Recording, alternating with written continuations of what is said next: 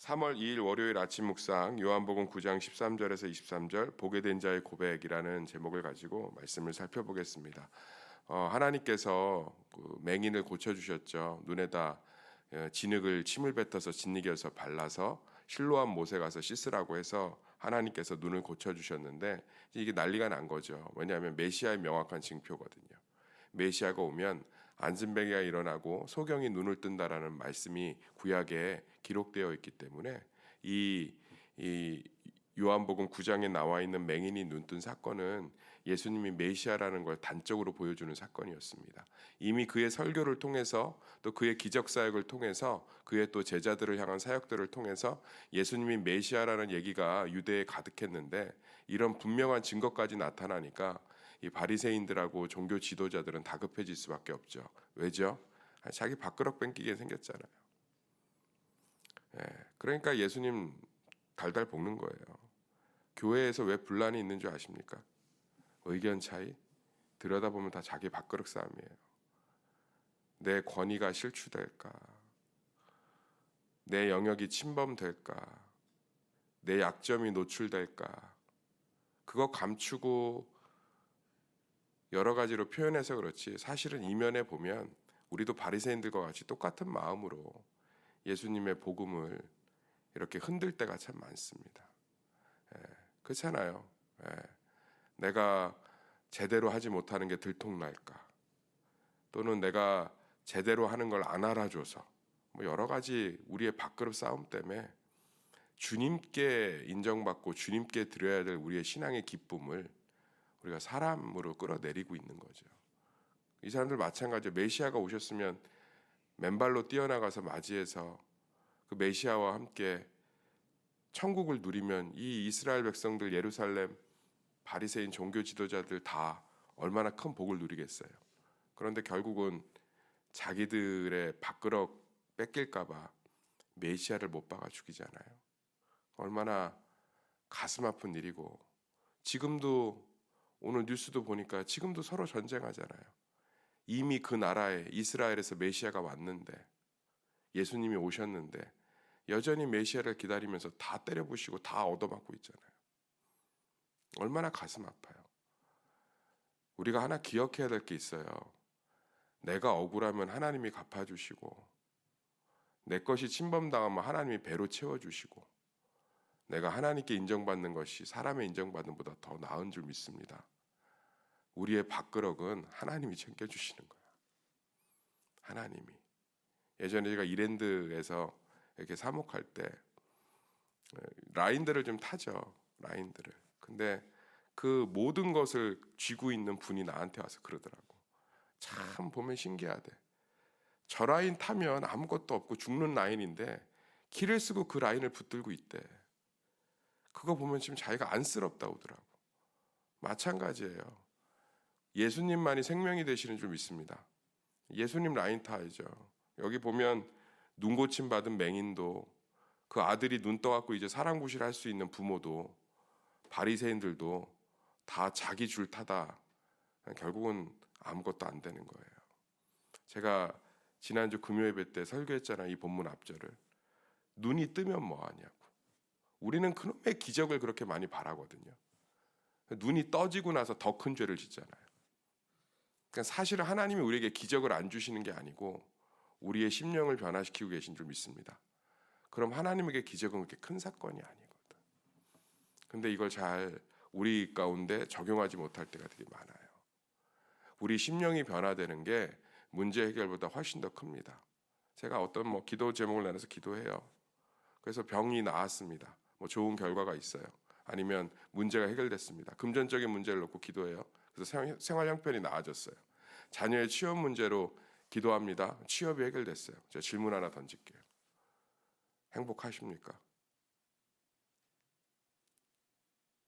또 반복이잖아요. 또 반복이라고. 예수님은 근원을 해결하시는 줄 믿습니다.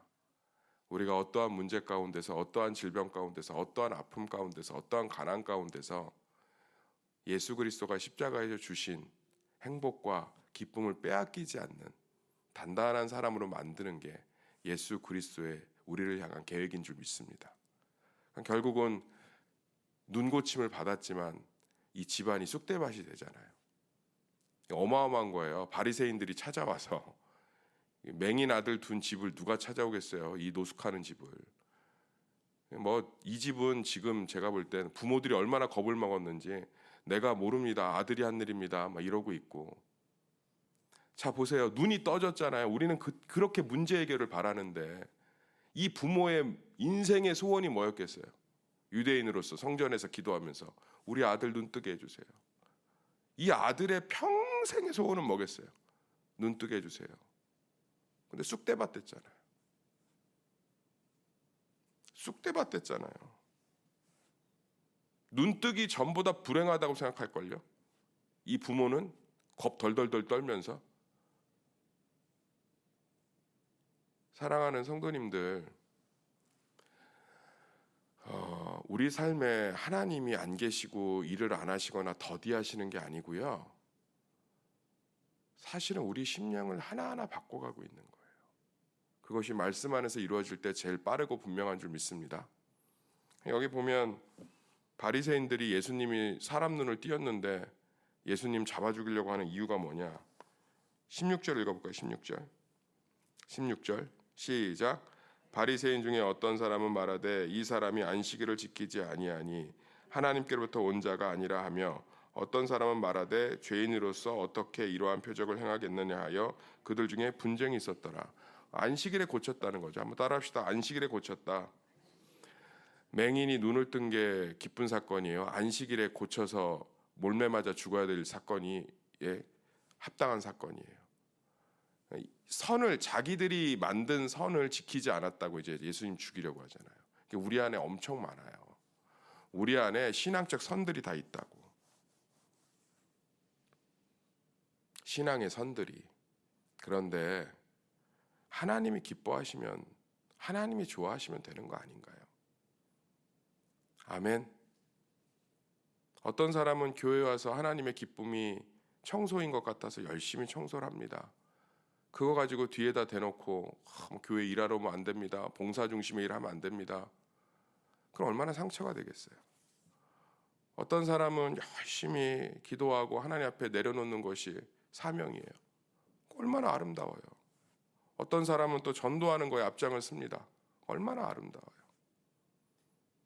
하나님이 기뻐하시는 일을 하는 것 자체가 다 하나님 보시기에 합당한 일인 줄 믿습니다. 근데 우리는 수많은 선들을 가지고 무언가를 판단하고 정죄하고. 제가 그 예전 교회에 있을 때 정말 가슴 아픈 게 뭔지 아세요? 어떤 잘못된 문제를 으르렁거리면서 싸우면 이해가 돼. 선교위원회하고 다음 세대 교육부하고 자주 싸웠어요. 교회라는 데가 예산이 한정이 돼 있잖아요. 왜 싸우는 줄 아세요? 교회의 최고 우선순위는 땅끝까지 이르러 복음을 전하는 선교잖아요. 그죠? 또 교회의 최고의 목적은 다음 세대인 어린이와 청소년들, 청년들을 세워가는 거잖아요. 이 두 개가 다 옳아요, 틀려요? 어느 게 덜 중요해요, 더 중요해요? 그런데 맨날 예산 갖고 싸워. 선교가 중요하지. 다음 세대가 중요하지. 사랑하는 성도님들, 우리 안에 엄청난 선이 많아요. 제가 예전 청년부 할 때 한 청년이 신앙을 회복하는데 오랜 시간이 걸렸습니다. 그래서 제가 그 친구의 그 아픔을 듣는데 마음이 좀 아프더라고요. 통금 시간이 있었대요. 여자친구인데 자매인데 아버님 어머니 신앙생활 하시는데 통금이 있었대요. 통금을 설정한 건 잘한 거예요. 언제가 통금이냐 했더니 9시가 통금이었대요. 부모님이 널 사랑해서 그런 거다. 자기도 안 돼요. 그런데 진짜 과에서 숙제를 하다가 10시에 좀 넘게 들어왔나 봐요. 근데 그때는 어쩔 수가 없었대요. 다 조별 과제를 하니까. 그럼 미리 말씀도 드렸고. 근데 그날 아버지가 그래도 9시를 넘겼다고 얼굴에서 피멍이 들고 코피가 터질 때까지 두드려 맞았대요. 그때부터 교회 안 나간 거예요. 그리고 삐뚤어 나가기 시작한 거죠. 그 이야기를 다 있는 그대로 받아들일 수는 없겠지만 사람이 선을 넘으면 되게 두려워해요. 내 딸이 한 번이라도 허용해주면 큰일 날 것 같은. 근데 그 얘기에서 아버지도 무서워서 그렇다, 두려워서. 그때 울더라고. 맞아요. 저하고 아버지하고 똑같아서 고집세고 아빠는 내가 두려웠어요.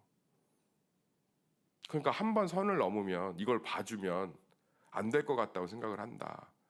우리들이 왜 선 안에 웅크리려고 하냐면요, 바리새인들도 그렇고 선 밖으로 나가면 무섭잖아, 정죄당하잖아, 무시당하잖아.